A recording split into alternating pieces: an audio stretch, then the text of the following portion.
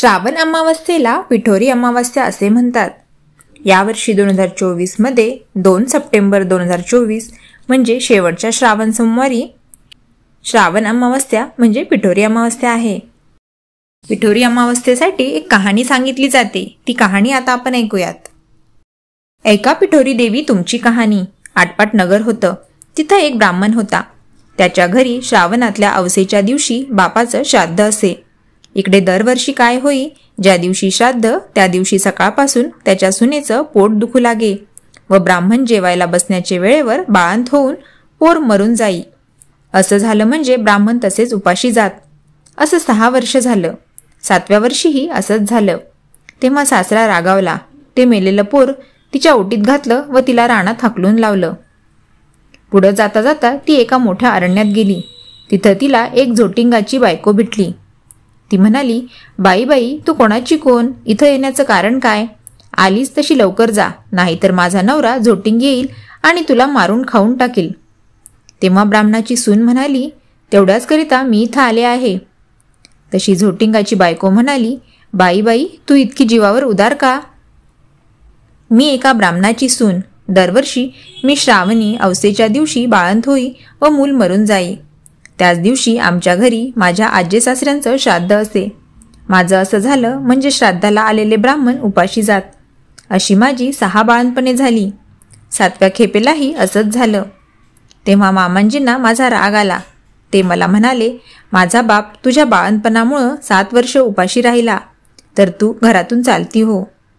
असं म्हणून हे मेलेलं मूल माझ्या ओटीत घातलं आणि मला घालवून दिलं. नंतर मी इथं आले. आता मला जगून तरी काय करायचं आहे, असं म्हणून ती रडू लागली. तशी झोटिंगाची बायको तिला म्हणाली, बाई बाई तू भिवू नको, घाबरू नको, अशीच थोडीशी पुढं जा. तिथं तुला एक शिवाचं लिंग दृष्टीस पडेल. बेलाचं झाड लागेल. तिथं एका झाडावर बसून राहा. रात्री नागकन्या, देवकन्या, 7 आसरा बरोबर घेऊन तिथं पूजेला येतील. पूजा झाल्यावर खीरपुरीचा नैवेद्य दाखवतील आणि अतिथी कोण आहे म्हणून विचारतील. असं विचारल्यावर मी आहे म्हणून म्हण. त्या तुला पाहतील. कोण कोटची म्हणून चौकशी करतील. तेव्हा तू सगळी हकीकत सांग. ब्राह्मणाच्या सुनेनं बरं म्हटलं. तिथून उठली, पुढं गेली. तो एक बेलाचं झाड पाहिलं. तिथंच उभी राहिली. इकडे तिकडे पाहू लागली. तो जवळच एक शिवलिंग दृष्टीस पडलं. तशी ती शेजारच्या झाडावर बसून राहिली. इतक्यात रात्र झाली. तशा नागकन्या, देवकन्या, आसरांच्या स्वाऱ्यासुद्धा आल्या. त्यांनी शिवलिंगाची पूजा केली, नैवेद्य दाखवला आणि अतिथी कोण आहे म्हणून विचारलं. त्याबरोबर ती मी आहे म्हणून खाली उतरली. तेव्हा सगळ्यांनी मागं पाहिलं. त्यांना आश्चर्य वाटलं. तिची कोण कुठली म्हणून चौकशी केली. तिनं सर्व हकीकत सांगितली. नागकन्या, देवकन्यांनी तिच्या मुलांची चौकशी केली. तेव्हा आसरांनी ती दाखवली. पुढं त्यांनी तिच्या 7 मुलांना जिवंत केलं आणि तिच्या हवाली केलं. पुढं तिला हे व्रत सांगितलं. 64 योगिनींची पूजा करायला सांगितली आणि मृत्यूलोकी हे व्रत प्रकट करायला सांगितलं. तसं तिनं विचारलं, ह्यांना काय होतं? आसरांनी सांगितलं, हे व्रत केलं म्हणजे मुलं बाळं दगावत नाहीत, सुखासमाधानात राहतात. पुढं ती त्यांना नमस्कार करून निघाली. ती आपल्या गावात आली. लोकांनी तिला पाहिलं. ब्राह्मणाला जाऊन सांगितलं, भटजी भटजी तुमची सून घरी येत आहे. त्याला ते खोटं वाटलं. अर्धघटकेनं पाहू लागला. तो मुलं बाळ दृष्टीस पडू लागली. पाठीमागून सुनेला पाहिलं. तसा उठला, घरात गेला. मुठभर तांदूळ, तांब्याभर पाणी आणलं. तांदूळ सुनेवरून आणि मुलांवरून ओवाळून टाकून दिले.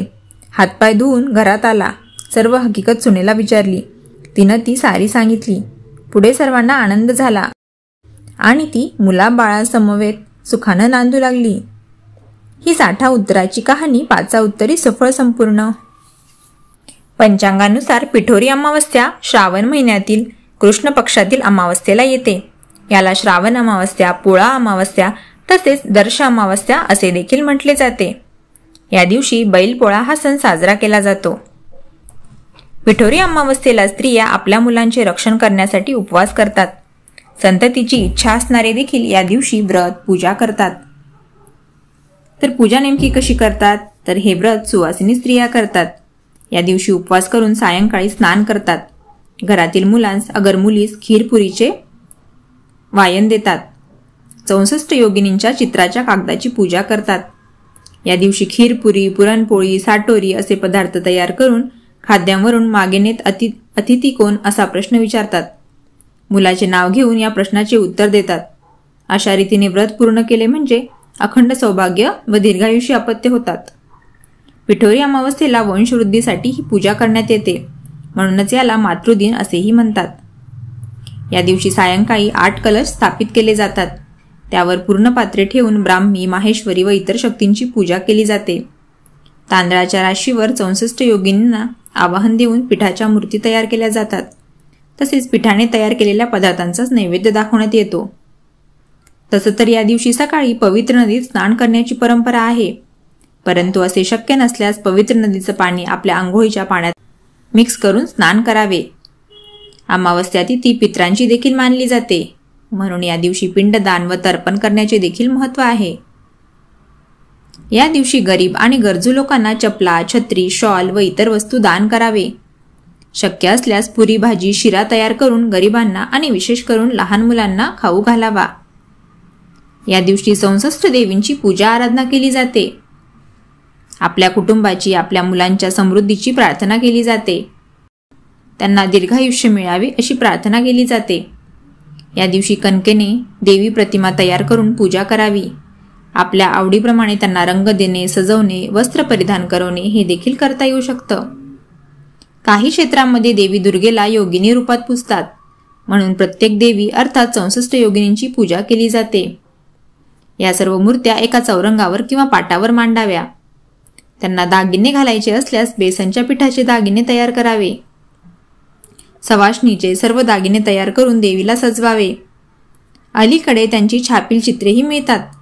त्यावर हळदी, कुंकू, अक्षता, हार, फुलं, आघाडा, 108 मण्यांची कापसाची माळ इत्यादी अर्पण करावे। तसेच काही ठिकाणी वाळूने 8 लहान डोंगर तयार करून त्यापुढे काकडीचे पान आणि त्यावर काकडीचे काप ठेवून पूजा केली जाते। 8 छोट्या पुरणपोळ्या असा स्वयंपाक बनवून त्या देखील काकडीच्या पानावर ठेवतात। पूर्ण विधीपूर्वक पूजा झाल्यावर आरती करावी, देवीला नैवेद्य दाखवावा। व्रतात नैवेद्यासाठी पिठाचेच सर्व पदार्थ करावे।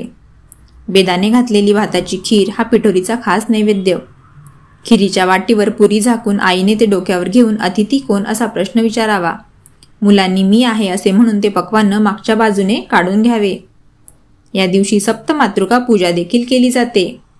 शिव आणि शक्ती यांच्याद्वारे उत्पन्न 7 दिव्य माता ज्यांचे नावे ब्राह्मणी, वैष्णवी, महेश्वरी, कुमारी, वाराही, इंद्राणी, चामुंडी असे आहेत, त्यांची पूजा केली जाते। नंतर शिवाद्वारे शक्ती योगेश्वरी उत्पन्न झाली। या देवीला 8वे स्थान प्राप्त झाले, म्हणून पिठोरी अमावस्येला 64 योगिनी आणि सप्तमातृकेची पूजा केली जाते। पिठोरी अमावस्या व्रत केल्यानं मुलं स्वस्थ, बुद्धिमान आणि शौर्यवान बनतात। तर कशी वाटली तुम्हाला ही सर्व माहिती हे मला कमेंट करून नक्कीच सांगा। आणि असे छान छान व्हिडिओ बघण्यासाठी चॅनलला नक्की सबस्क्राईब करा। धन्यवाद।